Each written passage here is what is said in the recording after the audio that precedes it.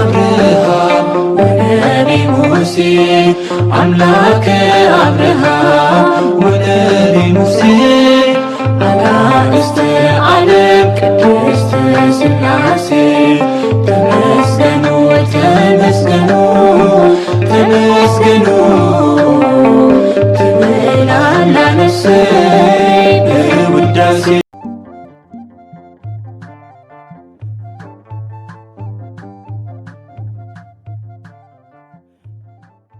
በስመ ሥላሴ በስመ አብ ወወልድ ወመንፈስ ቅዱስ አሐዱ አምላክ አሜን።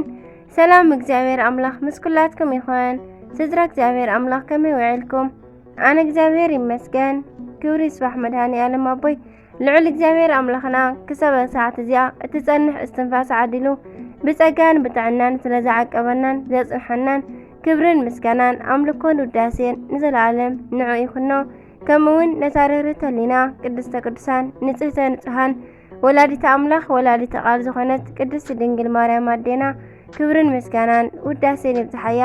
ከምኡውን ኩሎም ቅዱሳና እግዚአብሔር ኣምላኽና ብዝሃቦም ክብሪ ብዝሃቦም ቃል ኪዳን ከከም ማዕርጎም ክብርን ምስጋናን ንዕኦም ይኹን። ሰለስተ ጉንበት ናይ ዕለቱ ስንክሳር ድሰምዕ ዘንብብ ፍቕሪ ጎይታ ኣብ ልቡ ይዕንብብ። ሓለዋን ጸሎትን ናይ ቅዱሳን ድማ ይረክብ። ዝክረ ጻድቅ ለዓለም ይሄሉ ዝኽረ ናይ ጻድቕ ንዓለም ይዝነብር። ካብ ኩሉ ክፉእ ዘበለ ክድሕኑ ንቅዱሳን ተማሕፀኑ ኣሜን። ሰለስተ ጉንበት ባእታ ማርያም ወላዲተ ኣምላኽ እዩ ናብ ቤት መቕደስ ዝኣተወትሉ። ከምኡ ድማ ናብ ቤት መቕደስ ከም ዝኣተወት ድማ ናብ ህይወትናን ናብ ስራሕናን ናብ ንብረናን ኣትያ ህይወትና ተብርህልና ኣሜን። ጉንበት ሰለስተ ዝኽበሩ ዓመታዊ ናይ ቅዱሳን በዓላት በስመ አብ ወወልድ ወመንፈስ ቅዱስ አሐዱ አምላክ አሜን። ቅዱስ ያሶን ሐዋርያ በዚ ዘለናየ ዘመን ካብቲ ዘሕዝን ነገራት ሓደ ናይ ቅዱሳን ስሞም ምስ ስራሖም ምዝንጋዕ እዩ። ንቅድስቲ ቤተ ክርስቲያንና ደሞም ከም ዘፍሰሱ ኣዕጽምቶም ከም ዘይተሰባበረ ሎሚ ዘካርስ ኢኖም ኣስማቶም ተዘንጊዑ ይነብር ኣሎ። ሓደ መናፍቃን ከዓ ካብዚ ከፊኡ ኦርቶዶክስ ተዋህዶ ስለ ክርስቶስ ገዲፋ ስለ ቅዱሳን ጥራሕ ተሰብኽ ይብሉና። ብጣዕሚ ካብቲ ዘሕዝን ነገራት ሓደ ቅዱሳን ሐዋርያትን ናይ 120 ቤተሰብ ምዝንጋዕ እዩ። ካብ 120 ቤተሰብ ናይ መብዛሕትኡ ስም ብምዝንጋዑ ሊቃውንቲ ከዓ ዝምታ ብምምራጾም ስቕታ ብምምራጾም ያሶን፣ አርስጦስ፣ አፍሮዲጡ፣ ቆሮስ እንዳበልና ናይ 72 ኣርድእቲ ስም ክንጽውዕ ከለና ግር ወይ ከዓ ግርም ዝብሎ ትውልዲ ተፈጥረ። እስኪ ብውሕዱ እኳ ናይ ሐዋርያትን ንዓበይቲ ቅዱሳንን ንዘክሮም።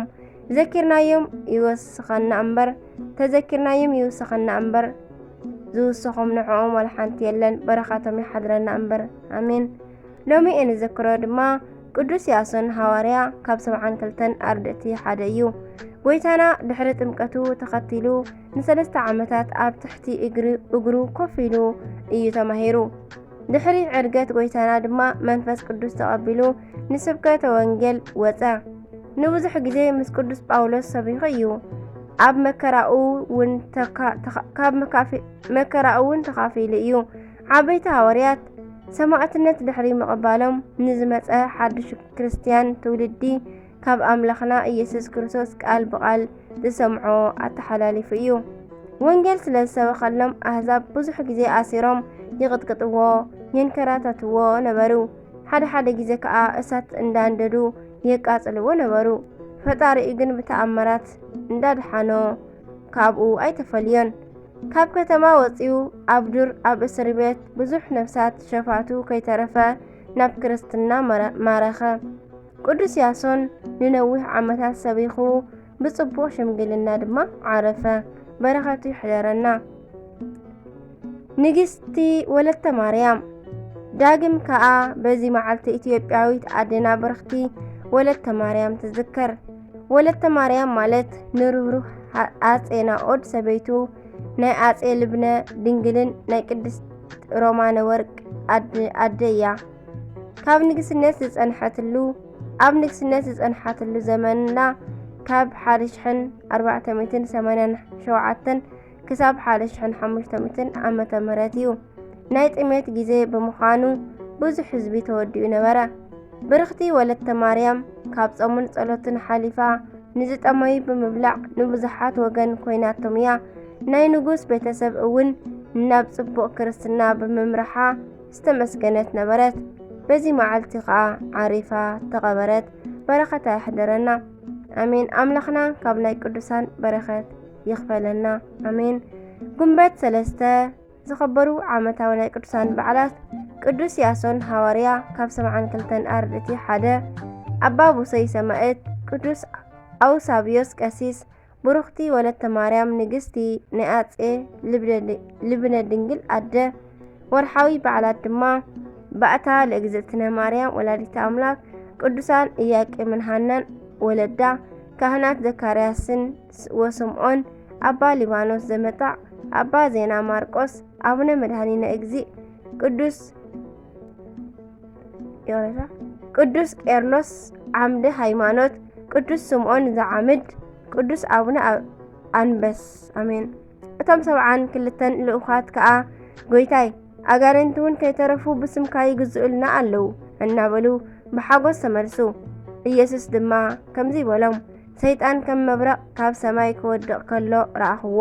እንሆ ተመስገን ዕንቅርቢትን ኩሉ ሓይሊ ጸላእን ክትረግጹ ስልጣን ሂበኩም ኣለኹ። ዝጐድኣኩም ከዓ ከትየልዎን። ግናኸ ስምኩም ኣብ ሰማይ ስለ ዝተጽሓፈ ደኣ ተሓጐሱ እምበር መናፈስቲ ስለ ዝተኣዘዝልኩም ወይ ከዓ ዝተመልኩልኩም ኣይትተሓጐሱ በሎም። ሉቃስ ምዕራፍ 10 ካብ ፍቕዲ 17 ኣሜን።